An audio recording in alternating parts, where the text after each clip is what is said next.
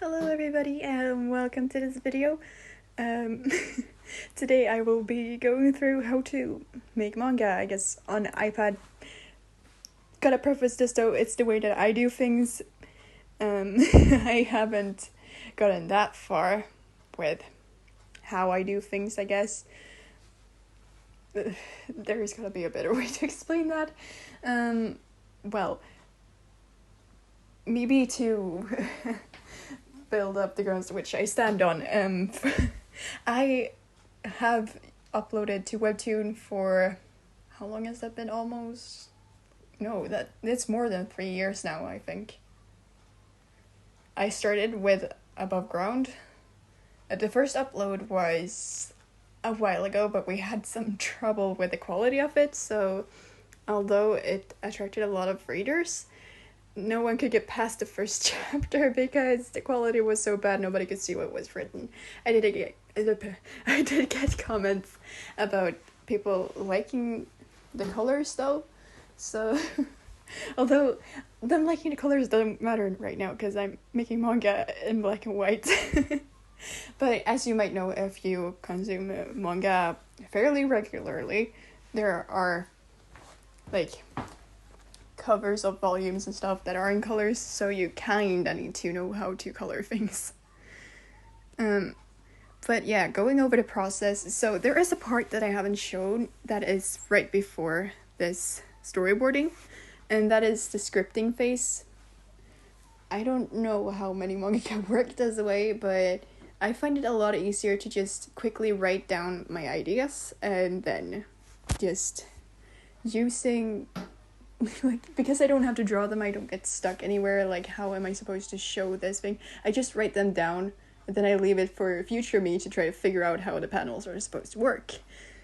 It's pretty efficient because whenever I'm sitting in class and I'm bored or like I'm already done with assignments or something, I could just go to scripting the manga that I'm working on, or mangas that I'm working on, because I'm working on more than one right now, which is where this storyboarding that you're seeing at this very moment comes in, because all of the other footage that I'm gonna show of my work process in this video are of another manga.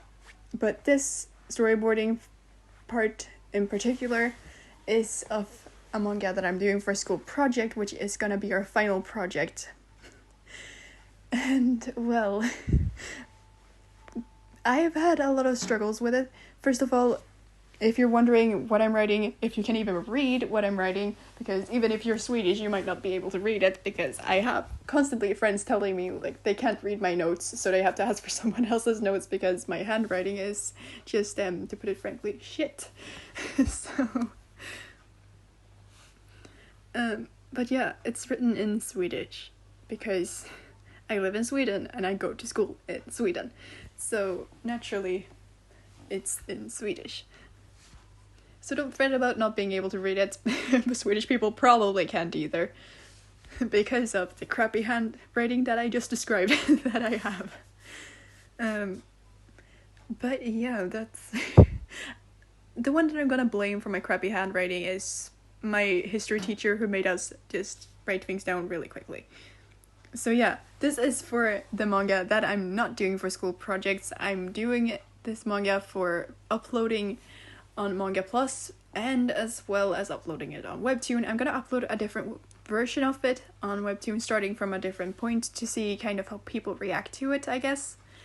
And that one is also going to be in color. I've been debating if I should still keep like the format of panels that I have like here, or if I should do the Webtoon format, because I drew them originally in just a typical like manga format, which when I'm parting them up to fit them into a webcomic format kind of messes up the flow of panels, as well as I have to resize stuff constantly to make sure that like they're not too small and that you can read them, and then that ends up making all of the lines all blurry and not fun to look at.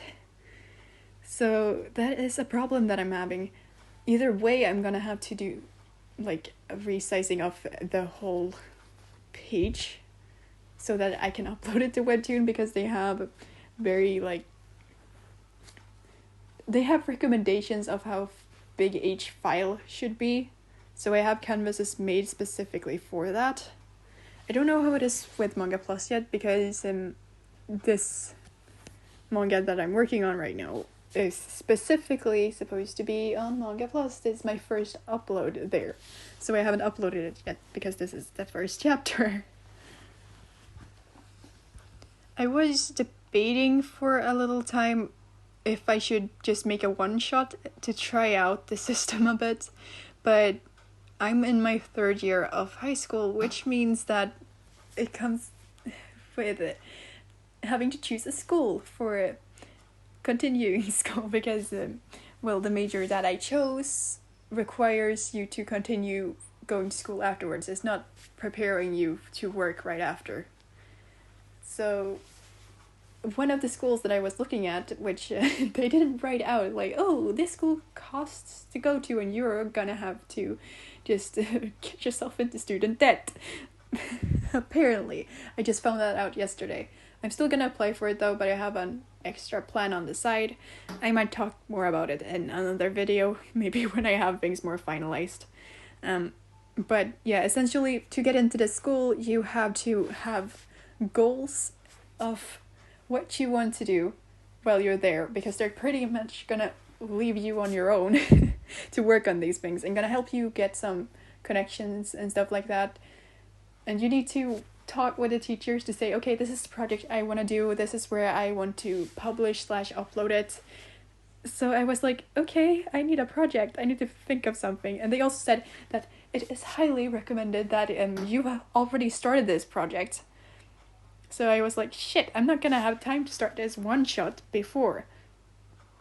So I just decided to, okay, I'm gonna continue with this that you see me working on right now. The reason I'm referring to it as that is because I still don't have a title.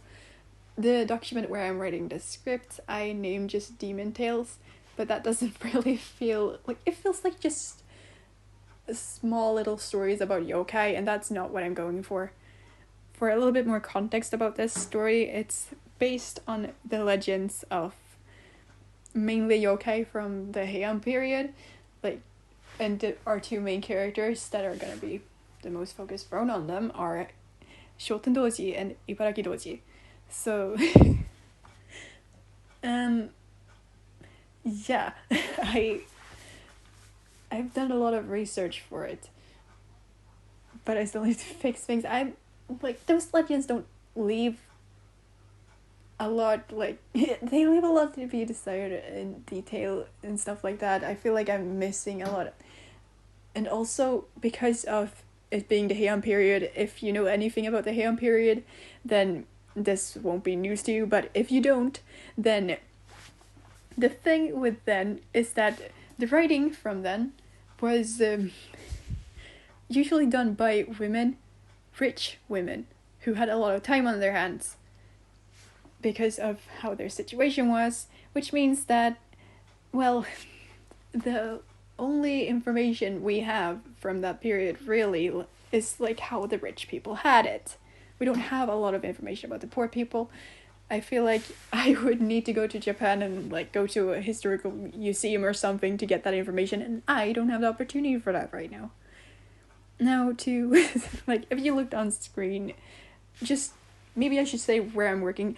The whole time before I was working in Procreate, now I'm in MediBang Paint. I can write them in the description for anyone who's interested, but I essentially just use MediBang Paint to MediBang Paint, but I essentially use it to just add screen tones. Now, I think you can do somewhat of screen tones in Procreate with brushes, but I only downloaded free brushes and tried to make my own. I didn't have much luck with either of those, so I'd rather go into MediBang Paint because it feels like I have way more control over things. I just like it way more. Now, one thing that I'm not too happy about is that there is this magic wand things that's supposed to just select areas. I don't know how I'm supposed to fix with it yet, because right now it only selects like one area, and if you tap another one, then the first selection disappears, and then you still have to go in by hand. So that kind of sucks. But the system for going in by hand is amazing, because you already have these brushes. The one that I'm using is the G Pen for just selecting these things. It has a lot of like pressure sensitivity, so you can go super like thin and super big with the tip just by pressing. So you can have the tip really big and then still like press lightly, like, did I say that right?